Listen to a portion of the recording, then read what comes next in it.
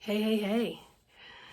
I just returned from a very leisurely walk where I wound up laying down on the bleachers at a baseball field, just kind of meditating, but also listening to the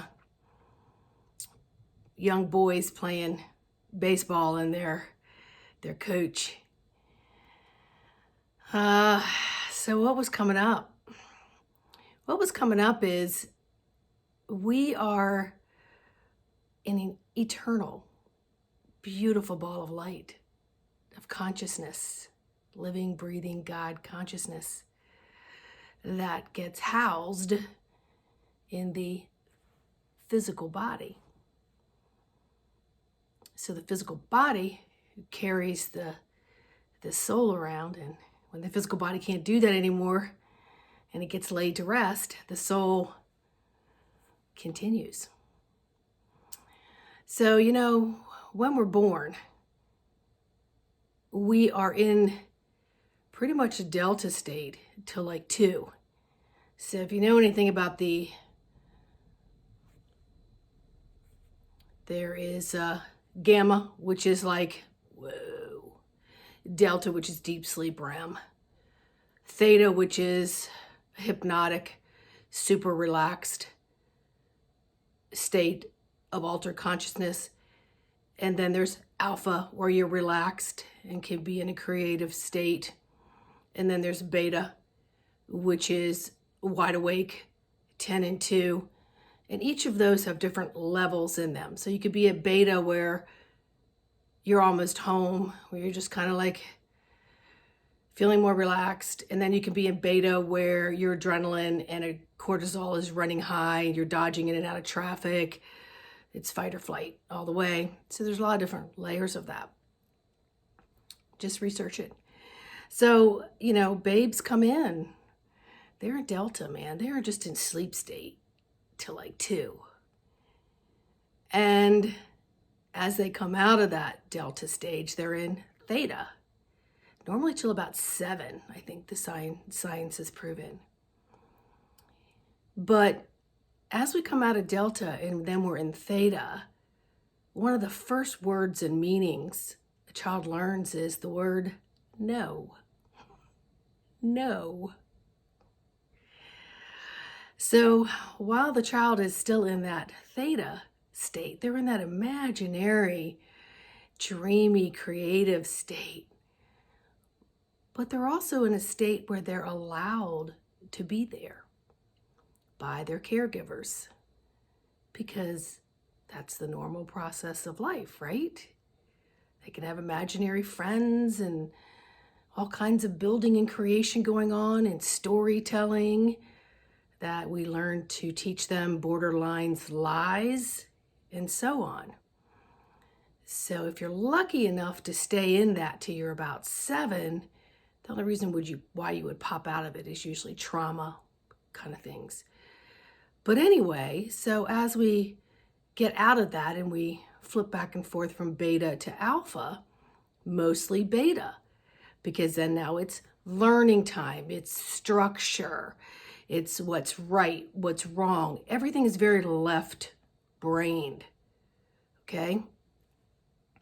So in the left brain, you use all your senses. So if you can't see it, smell it, touch it, taste it, logically make sense of it, then it doesn't exist. So it's a difference between physical and metaphysical. It's a difference between religion and spirituality.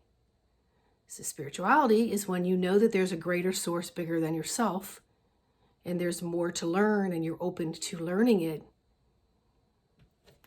And then your religious side is very structured.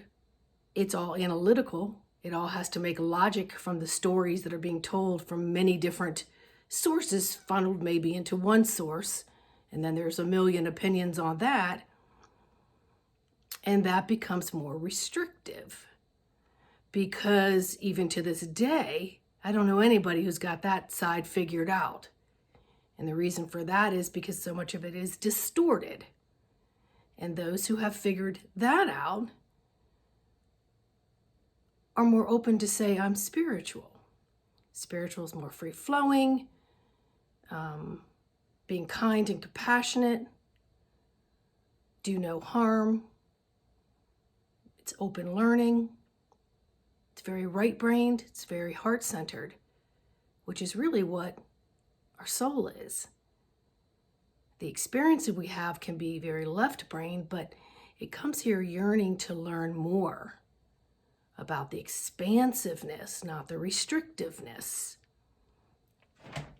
So if you think about anyone that has created something or invented something, all of them go into the theta state. So many indigenous cultures used different methods to do that.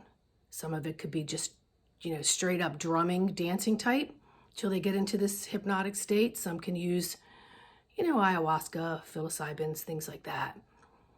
So a lot of these inventors and creators used to go into those states. I don't know if they went with or without substances. That's not what I'm talking about. But even like Thomas Edison, who created the light bulb, he would go into deep theta states and hold a ball in his hand. And if the ball dropped, that means he went too deep and he needed to come back up. That's where creation happens, in that imaginary state of creating. So that's pretty much anyone who's created anything or is a creator or a co-creator into something must get into that imagination and imagine something occurring and then begin to draw it or however else the structure is to work. And many of us have left that right brain, creative, flowy, easy, open side. We've left it closed and restricted because we've been taught to live on, feel it, touch it, see it, smell it. Needs to make sense. Most people need to follow it, therefore I follow it.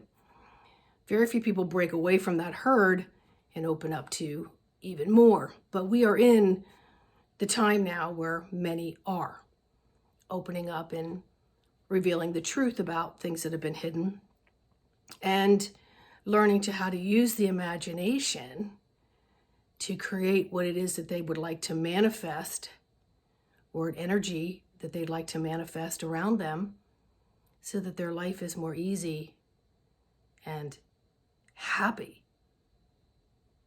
So